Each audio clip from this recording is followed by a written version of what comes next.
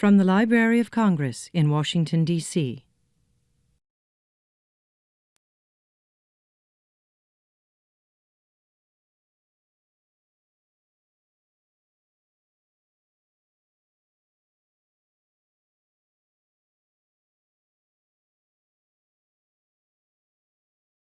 Good morning. I'm pleased to welcome you to our panel presentation on wide open spaces, bringing the rest of the West into DPLA.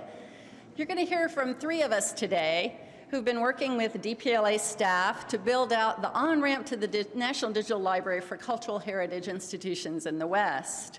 We have first Adrian Turner. Here on the front row are my compadres. Adrian Turner supports the operations of the Online Archive of California, OAC, and Calisphere websites maintained by the California Digital Library. These sites provide broad public access to cultural heritage collections contributed by libraries, archives, and museums throughout California. Next to him is Jodi Allison-Bunnell. She's the Content Creation and Dissemination Program Manager at Orbis Cascade Alliance. Jodi's responsible for working with partners on unique and local content, digital collections, Archives West, and archival collection management.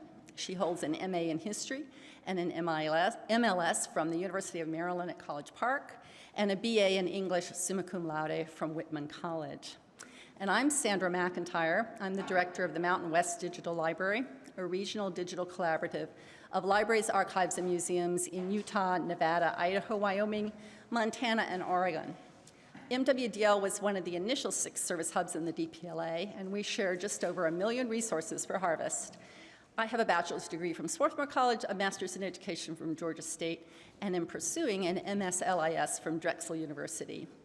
And just a little personal note, on May 2nd, I will be starting a new position with another DPLA hub, the HathiTrust Digital Library, as the Director of Services and Operations.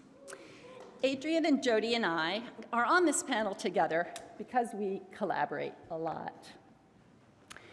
Sorry, I should have had this up.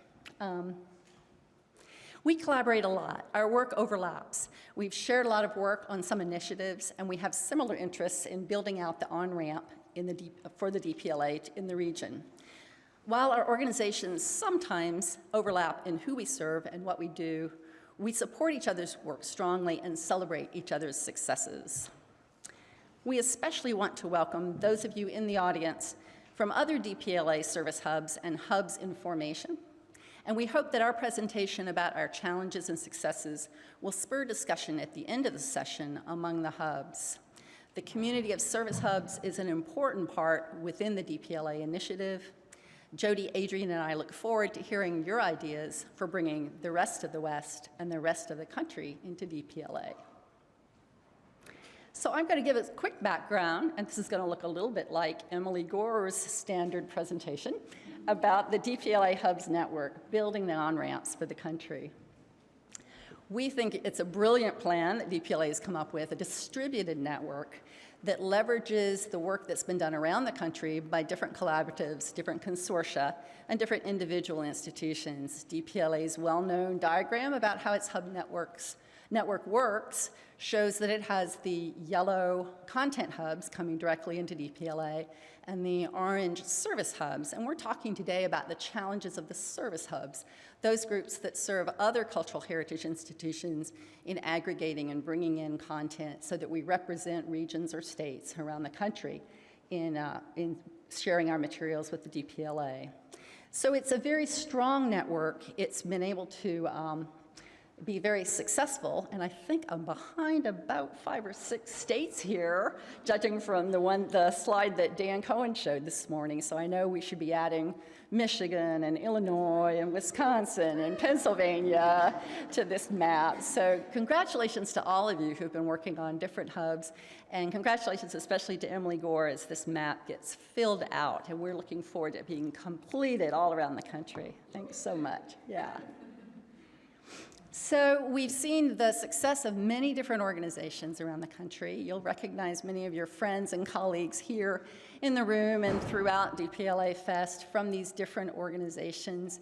I've been very pleased to work as part of the initial set with folks from Minnesota and South Carolina and Georgia and Kentucky, et cetera.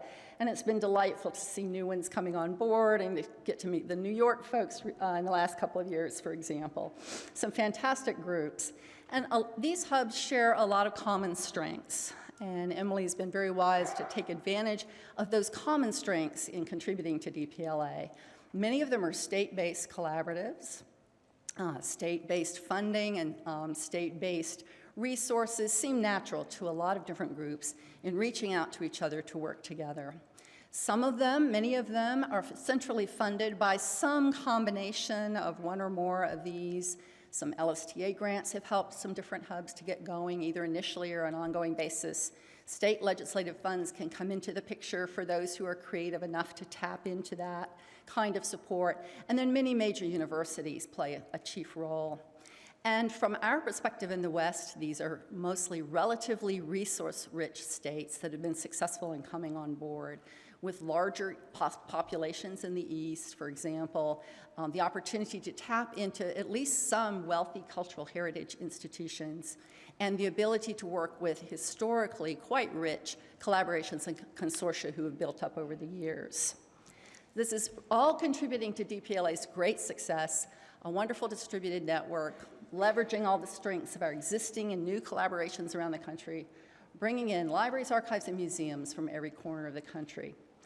Now, Jodi's going to talk to you a little bit about the Western landscape and how we're seeing some differences there. Jodi.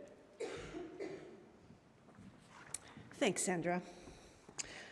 So I'll follow, as Sandra said, her introduction to offer a summary of the Western landscape. It's our intention that it contrasts a little bit with what we've seen so far.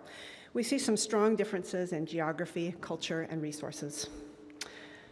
So geography. We hear a lot about the vast spaces of the West.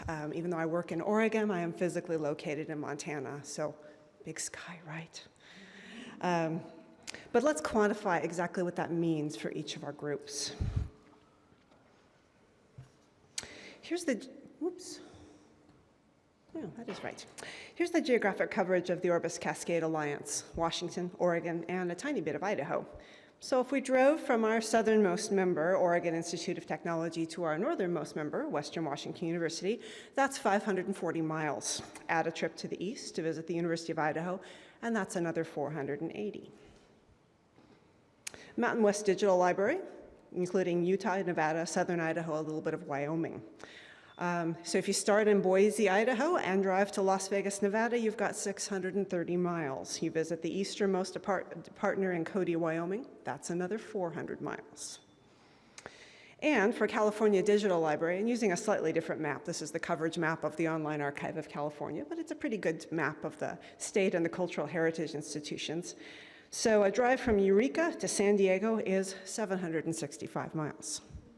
Long distances, of course, can be overcome by flying, if you have an airport nearby.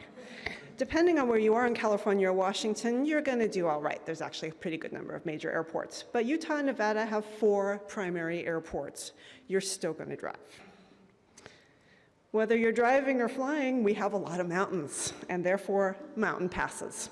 The difficulty of winter travel is very much a factor if you're going to go anywhere in the West. If you're working with small heritage organizations that may have a number of staff or volunteers over 50, you'll quickly find that those mountain passes are a huge barrier.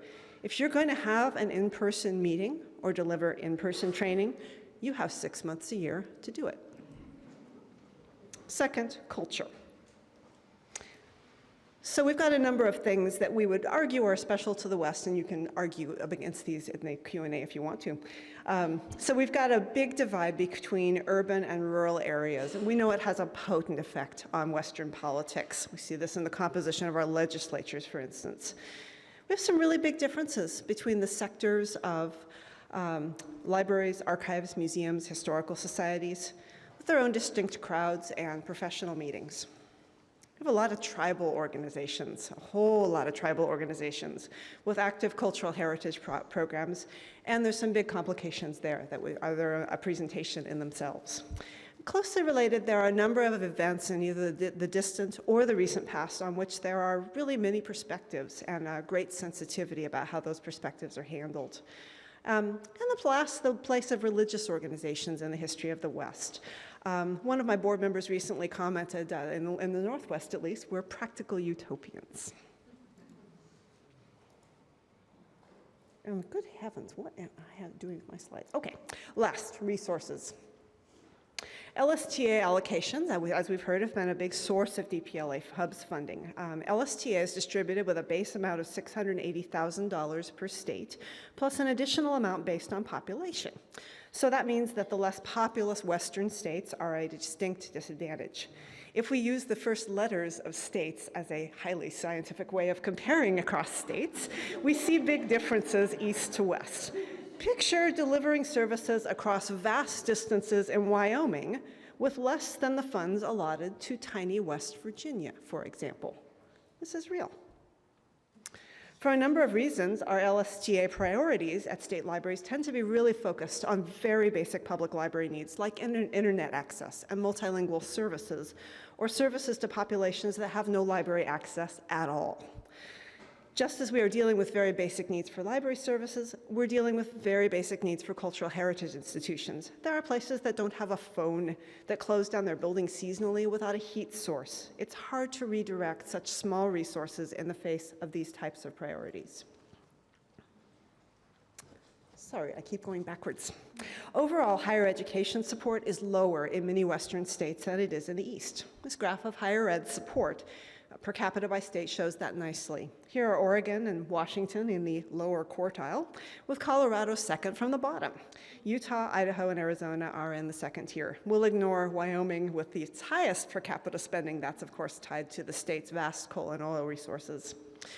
For other examples, the Oregon university system is now independent of state oversight, since it is also independent of state funding. And in early 2016, the University of Montana announced, in my hometown, that it was laying off 205 FTE staff and faculty, 1/5 of its workforce. In this environment, you don't see a state university stepping up to take care of everyone's digitization needs. The resources to support the public good are not there. They are focused on direct support for students and faculty. What this adds up to is a great need for cross-state collaboration. We don't have enough population and resources to support merely a state-level collaboration. We make a lot out of state borders, but part of what we find in cross-state work is they're really not that meaningful. Cross-state collaboration also means a lot more complexity. The great thing about this is because to varying extents, our participating or member institutions provide our funding. And that means we don't have the option to make highly centralized decisions or ones that could be termed as by fiat. We need to listen to our members or partners very closely because they are the ones who provide the funding. This is a situation that demands strong and consultative and involved governance. We can't get away with anything else. And this is just a summary of where our three organizations are funded. As you see, there are differences between us, a range of member or contributed funding versus central funding. The Orbis Cascade Alliance, my organization, receives no central funding whatsoever. California Digital Library is a different piece of the spectrum. So that's the summary of the Western landscape. Vast spaces, topographic variation, a diverse and divided population, and few resources. All these things mean that if we're going to get anything interesting done, we have to create more complex organizations that cross state borders, rely on more complex funding models, and that we have to have really consultative governance to be successful. So I'll move from that. I'll be the first of the three case studies of our three organizations. So moving into a quick overview of the Orbis Cascade Alliance. Again, here's our geographic coverage. Washington, Oregon, and a tiny bit of Idaho. We're composed of 39 academic libraries. Here's the facades of 37 of the 39. And our members represent anything from the small 2 years to the largest universities in the region. This graph represents the variation in FTE across institutions. We have a broad set of core services that were built over the last 21 years. You see everything from our shared ILS, physical delivery of things, Archives West, one of the things that I support. a vast student FTE, the largest, I believe, hosted aggregation of EAD finding aids in the United States, and a whole lot of databases. We're headquartered in Eugene, Oregon. Our executive director, John Helmer, likes to use this as the picture of the staff. This is the real picture of the staff. There are 10 of us. How do we do all this work with 10 people? I mentioned earlier a $16.8 million budget. The thing to understand is that 11.8 million of that is electronic resources purchases, and that really all but $1 million is passed through to vendors. So this is really how we get things done. This is our collaborative workforce model. It's composed of the work that everyone does, that a few do for all, known as W2, and then this little teeny slice, see this little teeny slice at the top of the wedding cake? That's the 10 of us. That's what few do for all. Some things about how we track that. So we pay that top little teeny slice through the consortium. Whoops. So like a good old co-op, we expect our members to contribute not only money, but a considerable amount of time. So that happens again in our W2 space. Now, we've always done it this way, but we have a new level of formality about this under our new strategic agenda. Another part of this work inherent in this model is a great deal of trust in one another. We have all of the policies and frameworks that we need to have in place, but we also have strong relationships with one another. We know one another, and we have to in order to make this all happen. Digital content aggregation was just approved a month ago by Council as a new offering of our content creation and dissemination program, which again is our unique materials program. It will be supported by all members, and we'll move forward with aggregation using our brand new Dublin Core metadata standards next year. Getting to yes on this was a big deal. Depending on how you look at it, it was either a 2-year or a 9-year process.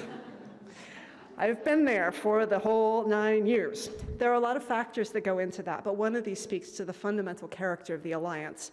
We decide to do new things selectively, really only when we can be sure that everyone is committed and confident in the initiative. That means a process to bring a diverse set of institutions to a shared understanding, which takes some time. We never worked together in this arena before. In the late 1990s and 2000s, when many consortia dove into centralized digital asset management systems, the Alliance didn't. So while we have a strong and growing tradition of working together on many other things around our purchase content, this area is really new. Here's a schematic of how our aggregation will work. We use an existing harvester that feeds into our EAD database. That'll collect OAI sets. We'll be extending it so that it becomes multi-purpose.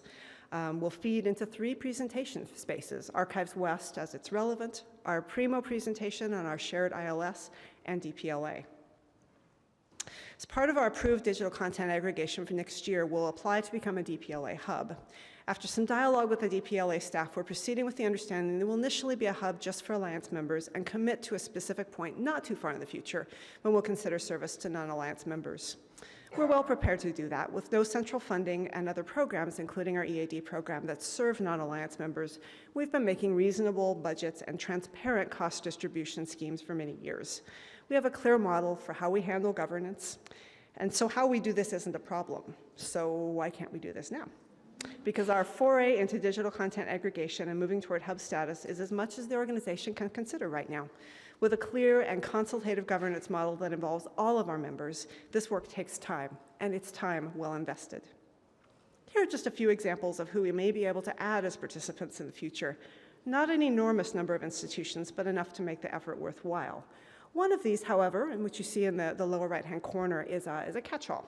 One of our most exciting potential partners, with whom we're already coordinating metadata cleanup this year, is Washington Rural Heritage, a program of the Washington State Library that provides digitization and hosting for many small institutions without Washington. So if I expanded the map, and I already did, you see many other institutions. So the building blocks are there for a comprehensive region-wide service hub. Last, we have some challenges ahead of us. With no previous tradition of working together, we know we'll be challenged to begin the work on metadata cleanup and aggregation. As the New York folks talked about original formats, I thought, yes, original formats, that'll be fun. Because of the way we've set up Primo in our shared ILS, the presentation of digital objects in Primo will take some work on our part and on Ex Libris's part. Of course, taking the next steps on the Service Hub, participating in the national conversation on the future of DPLA and how it supports teaching and research will be challenges that we all share.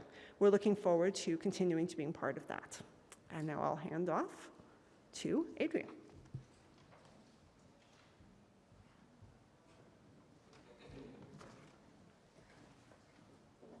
All right, so I'm going to talk about some planning work that's actively underway within California to basically define a vision for and develop a blueprint for a service hub for the state, basically a collaborative service hub. And the working title for this thing is called CalDish, California DPLA Service Hub. So there's a lot of food photos and stuff in here. Either it'll make you hungry for lunch or it'll turn your stomach. So, and this map I think is also out of date here, but before I get going, I want to first kind of paint a picture of like a mile-high view of kind of what's happening in California right now. So within the California state, we basically have a number of content hubs that were established early on or have recently come on board. So we've got a lot of content hub representation. USC, University of Southern California, was I think one of the first. It's contributing its own collections. It's also taking partner collections and then passing that on to DPLA. The Getty Research Institute is another content hub. I think it's primarily just Getty stuff. The California Digital Library, we came on board as a content hub a year and a half ago or something. We're passing on about, I don't know, 400,000 objects up to 480,000 objects now from about 160 libraries, archives, and museums in California, passing that on to DPLA. So we're kind of a weird content hub in that we're aggregating stuff and passing it forward. We also have a couple of other content hubs that are kind of, well, one is Internet Archive, kind of a macro hub. So, as you know, they're pulling in stuff from, throughout the states and passing it on to DPLA. And then, of course, David Rumsey Map Collection based in San Francisco. So we have a number of content hubs, but we don't really have any service hub in the state. So, of course, that's what we're planning for. We do, though, have a number of, and historically we've had a number of organizations in the state that provide some services, some degree of services for libraries, archives, and museums in California. But the coverage isn't really comprehensive, and it's kind of, they have different audiences and different kind of memberships that they serve, and they also have different kind of service emphases. So I won't go into detail into all of them, but some are membership organizations like Calisphere or the statewide California Electronic Library Consortium. And they're doing things like brokering licenses for like ebooks and journals for, for public libraries. And in the case of SCELC, it's primarily academic libraries. They're doing things like hosting Content DM. We have other organizations like Info People that provide training. It's kind of like Amigos, maybe in the, outside of the California region. We have, a number of cooperative library systems. Then we have organizations like the California Preservation Program, which gets LSTA funding to provide basically preservation training. They're also doing a lot of digitization support for audiovisual collections right now for organizations throughout the state. And then we have some larger public libraries like San Francisco Public Library and Los Angeles Public Library that could be really well positioned to be able maybe to provide things like digitization services within their local area. But right now, none of this stuff, these activities are really coordinated in any way. So, I think the good news is it's clear we have a pretty large cast of characters that could, maybe stitch together services to form a service hub, but there's not really one single entity out here that, could do the whole, the whole thing. So, and I think that situation might be pretty close to other states. There's challenges that we've had. We don't really have a statewide infrastructure. I think the New York model we heard earlier this morning, hopefully many of you were there. That's kind of a nice model, and that there's this kind of, regional kind of mini hubs within the state. We don't really have that in California. So we have a lot of organizations that have done a lot of digitization. There's places like Los Angeles County Public Library, for example, massive collections. The Huntington Library, for example, research library with massive collections. So, these collections are available and up online, but they're not really available at the network level. So, you know, there's challenges there.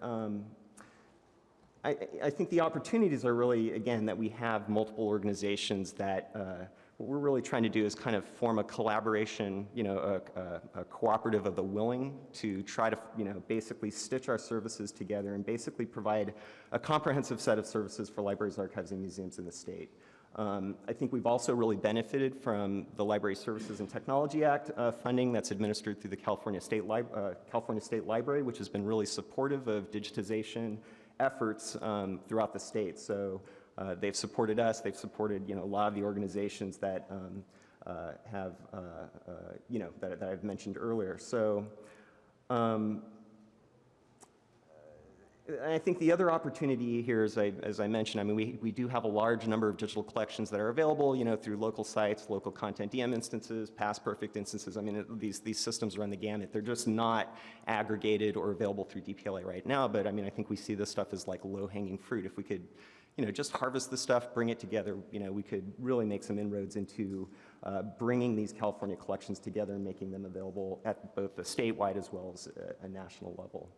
So over the past year, maybe past couple of years, we've had some informal and maybe more formal planning discussions with a number of the stakeholders that I've mentioned. It's not just CDL, it's all the organizations that I was referencing earlier and more. We've had some planning discussions and we've had more planning discussions.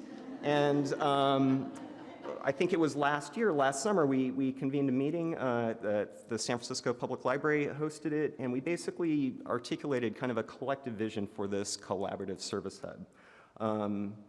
Basically what happened at that point is an organization, Calisphere, I mentioned earlier, spearheaded an LSTA grant proposal, put it into LSTA, and boom, we got some funding to really like move this thing forward. So again, here's LSTA really helping out. So there's a steering committee that's been formed, and in fact, some of our steering committee members are here. So Luis Herrera at the San Francisco Public Library back here. Do we have Matt Gaynor? Matt's not here. Okay. Matt's boss is here, so you can feel free to contact us or talk with us, you know, during the break or after about kind of what's going on. But I just wanted to point out there's a number of folks here. We have Robin Chandler back in the on the couch there. That's also helping out in terms of this CalDish planning. But basically, I just wanted to kind of get our vision up here. I mean, this is kind of the initial vision. You know, get stuff up online. You know, make California collections as widely discovered as possible through statewide networks like something like Calisphere, as well as, you know, maybe other regional sites that are maintained, and then also through DPLA. We want to do this together. We want to do it in a sustainable way. So what we're envisioning is that there's basically a whole kind of suite of ingredients that we'd provide as far as the services. Okay, so kind of see them here, but basically soup to nuts. So consultation, training, you know, providing DAMS hosting, metadata services. That's the vision. We're anticipating that there's going to be some stuff that would happen maybe regionally, like on-site digitization support, this whole Scanabago idea we're kicking around. And then there might be centralized services, so like a preservation service, maybe an organization like USC would be really well situated to provide that. We're also seeing basically a couple of ways that these services might be bundled. So we're imagining kind of an a la carte approach. So there's organizations like the Huntington that have a pretty good program, you know, and they're building digital collections. So, you know, what they might want is basically like preservation or just the on-ramp to DPLA. So they might pick and choose, and then we'll have kind of a prefix kind of option for, you know, organizations that don't have a lot of capacity, don't really have staffing to get, you know, digitization done. We want to design some services to really, you know, give them kind of a soup to nuts solution. So we've had a lot of stakeholder meetings. I think probably dropping the numbers here, but all of these organizations probably represent over 900 libraries, archives, and museums because they're in turn working with different organizations. So we've really done a lot of kind of information gathering to basically validate this vision and this approach. Where we're at right now is we're working on a straw man proposal. The idea is to get that into more of like a blueprint for actually how this thing will work. We're starting to do some business modeling, so I think we've been reaching out to some of the hubs information to find out what kind of business models that you've been developing as well as existing hubs. We need to define an organizational home for this thing to get it up and going as soon as we have this kind of business model together, and I think our next step is really to get some pilot initiatives going so we can actually, you know, get some action and move forward. So I think that's it.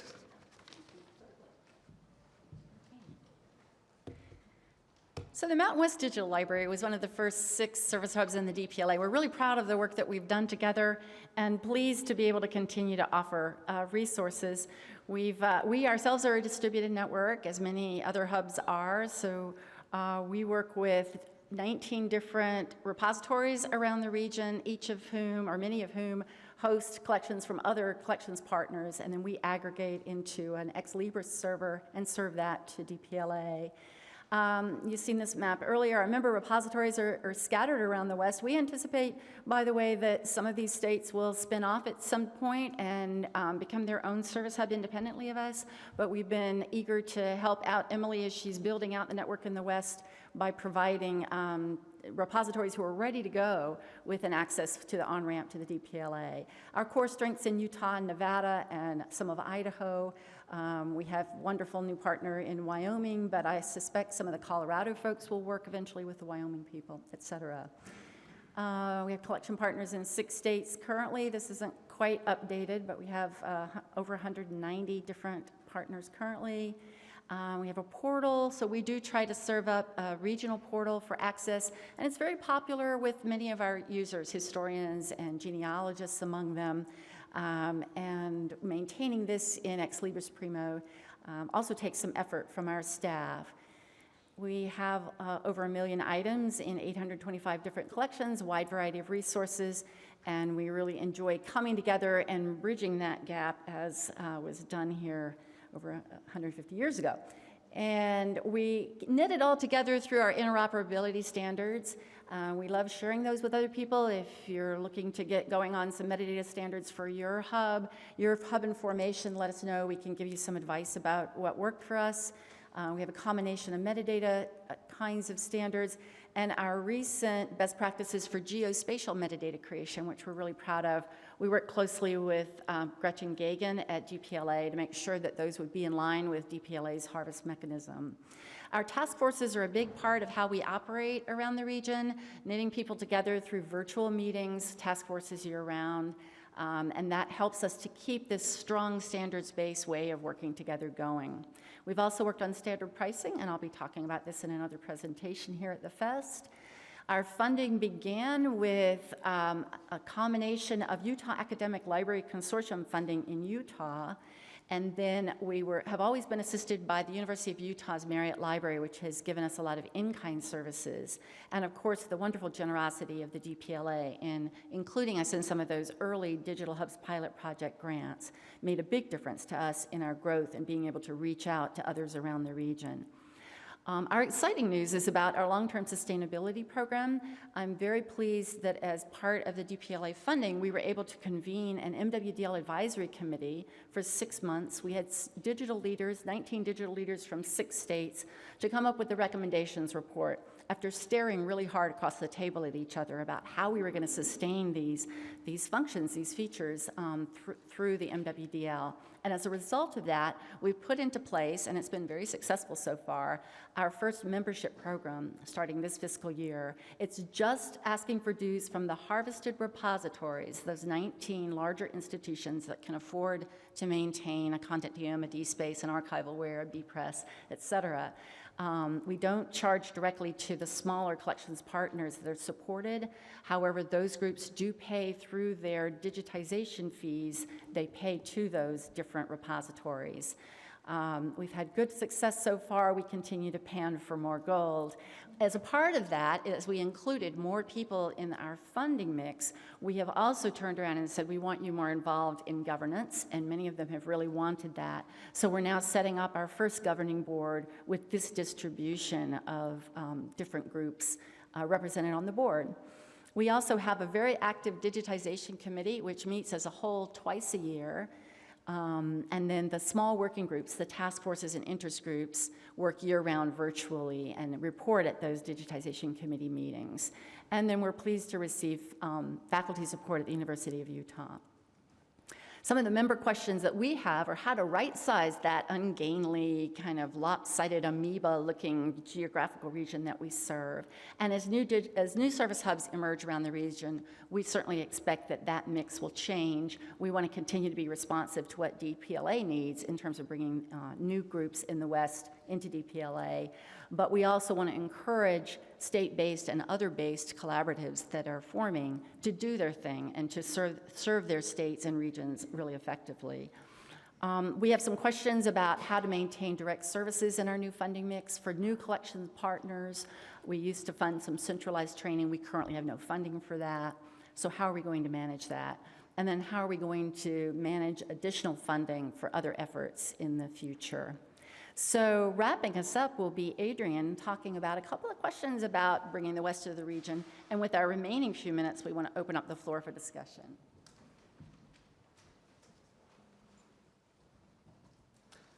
So again, out-of-date map here, but we tried to do some shading in to show, the activity that we talked about on the West Coast here, and just to, basically put this forward. Maybe those question marks aren't lining up, but what's going on in the rest of the West? And I think there may be some of you in the room who can help us answer this question. I wanted to point out that Texas Portal History is a standing DPLA service hub. So this border may be geography may be a little bit arbitrary in terms of what we're defining as the West, but what's going on in Colorado, Wyoming, New Mexico, the Dakotas, Nebraska, Kansas? How can we get service hubs or that activity off the ground there? So we just wanted to conclude with a few questions. And basically, if you represent a DPLA service hub, do you have any advices for us as far as overcoming some of the challenges that Jodi articulated at the beginning of the talk? And one thing I think we're all kind of wondering about is, what steps have you taken to implement a sustainable service model for your hub?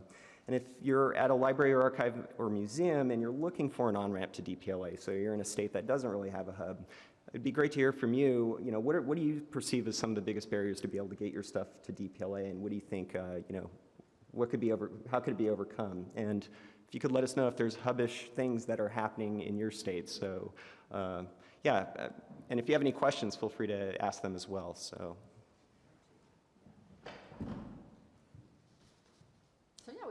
we're throwing it open for questions now, or answers to some of these questions if you have some.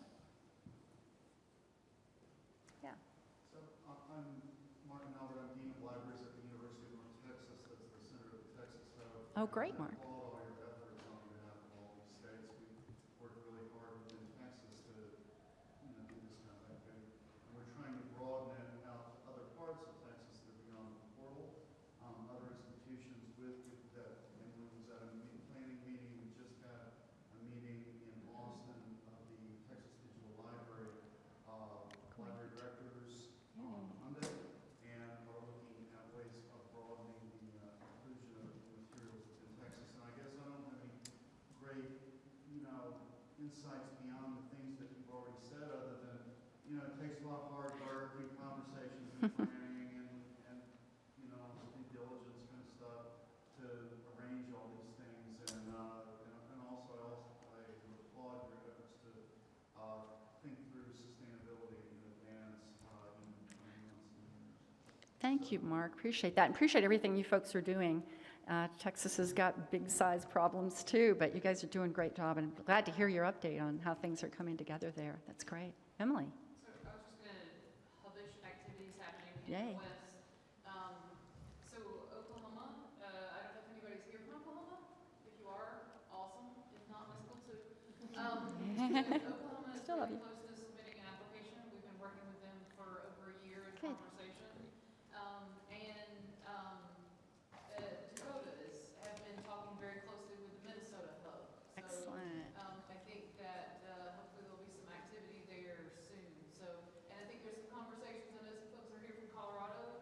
There's been some conversations going on at the state library and other places about Colorado. So, I think there are some little activities happening here and there. But Oklahoma, I know, is actually about to submit an application to have That's success. awesome. That's fantastic. Would the person from Colorado, right? Oh, good. Lee, is that right? Okay, great. Oh, good. Go ahead. We are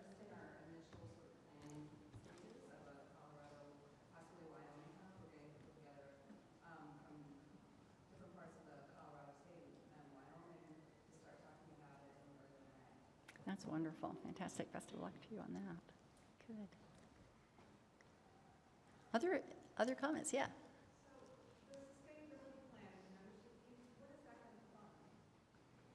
So our central staff, you're talking about from the Mountain West Digital Library, it'll help fund our core staff of 2.75 FTE, our share of the aggregator annual fee, which comes to about $15,000, and then just minor things like some contribution to some of our really distant partners to offset their travel to our meetings, our own professional development travel, things like that. Yeah, the bulk of our budget is in staffing costs and then some technology costs. And then we're also obligated to start working to reimburse our host institution, the University of Utah Marriott Library, for many of the in-kind services that are provided for technology, financial management, human resources, et cetera. So we're going to be creating a cost center and starting in the next fiscal year to phase in reimbursement for that support. Sure, no, that's fine. I'm happy to say right now. We started out with a discount, join now before it's too late and it goes up. So we started out with yeah. So we started out with $5,000 per repository, and we decided to do it as a flat rate, so it doesn't matter what size repository or how many collection partners are supported on that repository. It's a flat $5,000 for the first year, and then it goes up to $7,500 a year. So we're about to send out our second round of invoices, and we'll see how many people renew. We have pretty good support, though. We did have a large majority, a super majority of people to come on board. We did lose a few repositories, either because they couldn't, in the short term, request the funding quickly enough. We gave them only about 6 months, and some organizations, state-based organizations particularly, need a lot longer on their budget cycle. Or because they are, as Jodi was pointing out, not resource-rich enough to be able to sustain it. So we hope to get to the point where we could offer sort of a scholarship or an offset to some smaller organizations, but I don't know that we will be able to do that because we're pretty cut to the bone as it is. Yeah. Do you guys also charge setup fees? We do. We have a one-time setup fee, acknowledging that much of the work from our staff is involved in setting up that aggregation in the first place, making the mapping work, checking the metadata really thoroughly, going back and forth multiple times, typically over a couple of months, to get that going. Yeah. Oh, there. But, so you're Thanks. only, so it's only 19 institutions right now that are paying your fee? That's correct. The smaller institutions that are supported on those repositories don't pay Mountain West Digital Library a fee. However, on a project-by-project digitization basis, they have to pay the digitization center for the digitization processing. Yeah, which typically they get from. If an individual institution is hosting their own, they pay the same $5,000. Right, and I think what we came down to around that difficult discussion table when our different partners were saying, how are we going to do this? And everybody was pointing to somebody else and saying, well, your rich university can do it, or your state agency ought to do it, or, well, why has nobody got the legislature in hand yet? You know, that kind of discussion. What we came down to was that if the organization's large enough to support, financially sound enough to support a repository, they're probably going to be one of the more sound institutions fiscally to be able to help support this effort. Yeah. One more follow-up Sure. question. So what you also said was, you recognize that some of your states may go off and set up their own hubs. Mm-hmm. How many states are you supporting right now? Arizona, Montana? So we currently have records from Arizona, but no one in Arizona has joined us. So I think they'll probably do their own thing. But I anticipate we'll be retaining the 19 in Utah, Nevada, Idaho, Montana, one in Wyoming, and one in, two, I guess, actually in Oregon. But I think there are obvious places for different groups to have their loyalties and alliances over time to build with other groups. Yeah. Yes? As a service hub, what are your obligations to DPLA? You guys want to take that? Maybe Emily can lay down the law here. Well, that's somebody who signed the agreement answer that. Yeah. Do you want to, or you want to go ahead? I can take a stab. Yeah. You want to? Yeah. Okay. Well, I mean, I'll start and you can then correct me. To talk to our hubs about data use and how to share metadata with the DPLA, that metadata we don't consider to have copyright status, but to the extent that anyone is mistaken about that and thinks that it does, they're agreeing to assign a Creative Commons 0 license to the metadata. And then to work hard to assign all of the required fields that DPLA has, which actually are very few that are required, but there are many that are recommended, and for good discoverability, we really encourage our partners to fill that complete map out. And to assign good right statements, and that's something that's such an evolving area. I know in Mountain West Digital Library we have a huge variety of junky right statements and a long way to go to correct them. I mean, there's also a formal agreement. I think it's online, so you can see kind of as a content hub or service hub what your obligations are to DPLA. I mean, there's, being able to responsiveness in a timely manner. If there's like takedown stuff that we need to negotiate with DPLA. I mean, there's a whole, agreement. So, And then to pass on what we've learned. I mean, if you become a hub of the DPLA, you'll want to share the good news with others and help them to come on board too. Yes, Mark. Just to follow on, would it be useful to have a webinar with prospective members in the West that kind of talk through some of these things?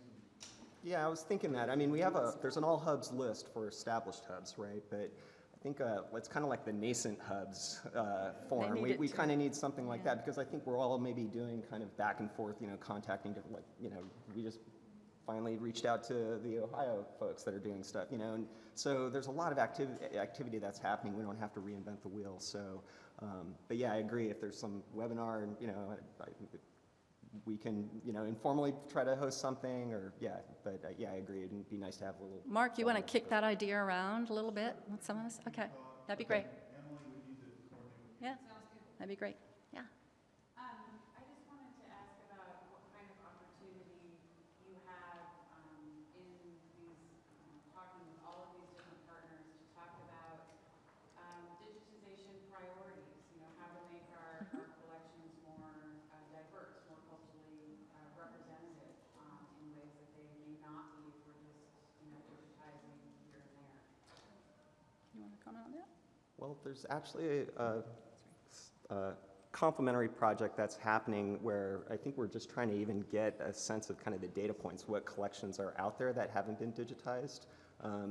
That might then help LSTA start to target particular funding for scanning efforts, and I think this could start to really dovetail with this CalDish initiative. So, and Robin Chandler over there is coordinating that particular project. It's Finding Your California.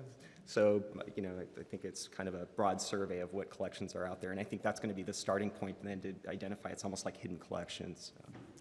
And then on a really general level, maybe not digging into quite the level you were talking about, but the wonderful curriculum that a number of us collaborated on to create an online curriculum through the Public Library Partnerships Project funding that DPLA received from the Gates Foundation, has a content selection module to it. So, but that's, of course, a very general introductory coverage. By the way, that's a great curriculum, and we'll be talking about that also at the Fest. Look for that PLPP presentation. And although it happens on an institutional level within my participating institutions who are in Archives West, many of them use the metrics that I send every month on their usage of their finding aid retrievals in order to drive their digitization priorities. I'm going to take one more question. Lisa, did you have your hand up? Sorry, I might take people from lunch. Okay. I'm just going to give you my thoughts on the biggest barrier. And I say this knowing full well that you started off talking about travel. But I think the things that we've heard from the folks that haven't come on board in North Carolina yet would be greatly alleviated by us being able to go to their institutions and sit down and look at their systems. And also show them kind of the step-by-step behind the scenes. I think that one-on-one That's good. would probably bring, if we were able to fund that and get that done, probably bring in those laggers who are like behind. thanks for that tip. Thanks for that advice. And I know Minnesota Digital Library has done that sort of itinerant outreach to great effect also, and folks in Digital Commonwealth in Massachusetts. So, yeah. Oh, there, you are the person. All right, great. Well, thank you all for your attention today. It's been a pleasure to talk to you. We'll hang out for a few minutes afterwards for anyone who has any other questions. This has been a presentation of the Library of Congress. Visit us at loc.gov.